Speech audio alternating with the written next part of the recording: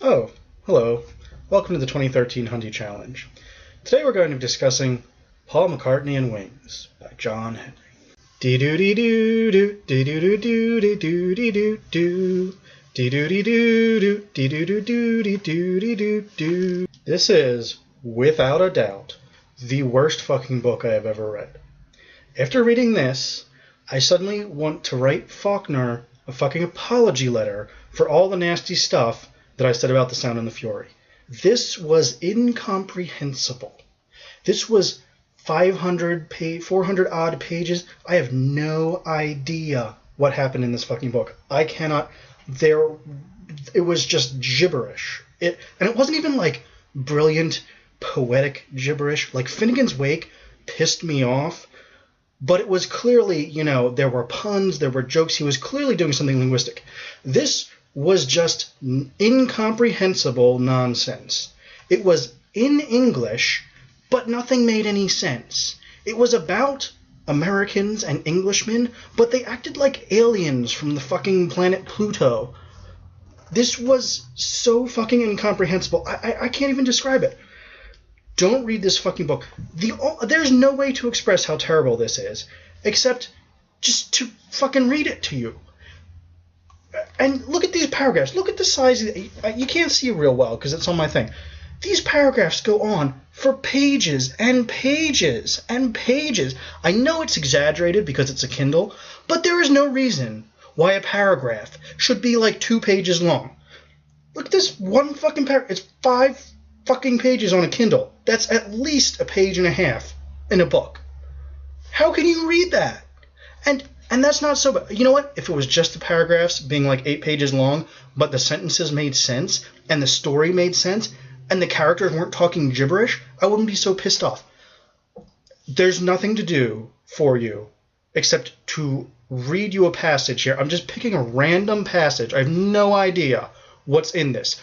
But you tell me afterwards what it was about. I have no fucking clue. Let me try this for you. He watched her when she went her way with the vision of what she thus a little stiffly carried. It was confused and obscure, but how, with her head high, it made her hold herself. He really in his own person might at these moments have been swaying a little aloft as one of the objects in her poised basket. It was doubtless thanks to some such consciousness as this that he felt the lapse of the weeks before the day of Kate's morning of his stare almost swingingly rapid. They contained for him the contradiction that, whereas periods of waiting are supposed in general to keep the time slow, it was the wait actually that made the pace trouble him. The secret of that anomaly, to be plain, was that he was aware of how, while the days melted, something rare went with them. This something was only a thought, but a thought precisely of such freshness and such delicacy as made the precious of whatever sort most subject to the hunger of time.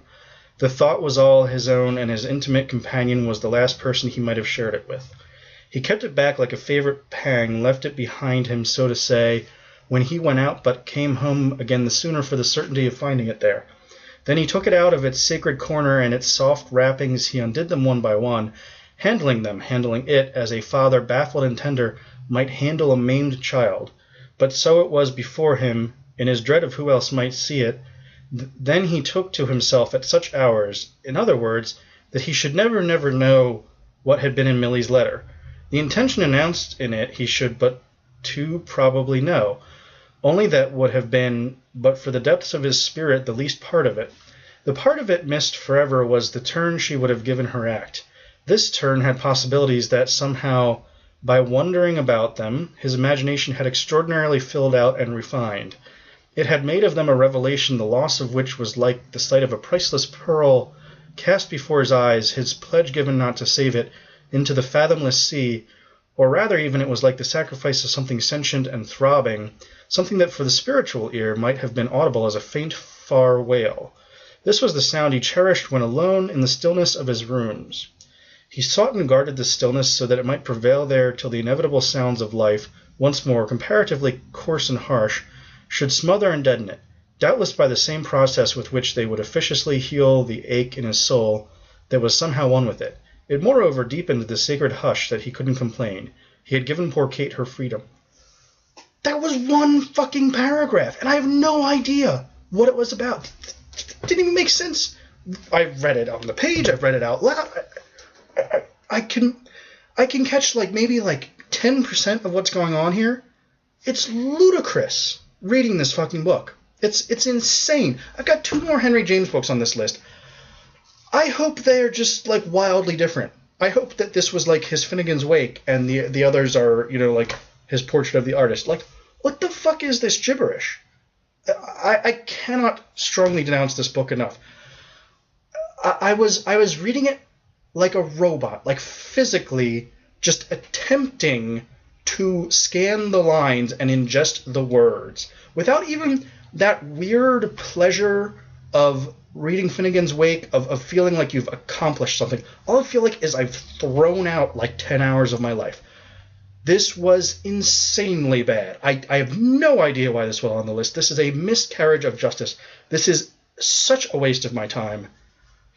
I cannot express myself more angrily about this. Thanks for tuning in. I'm hoping that the next one will be better. Thanks to you for listening. Thanks for getting through somehow that ridiculous, dense, archaic passage.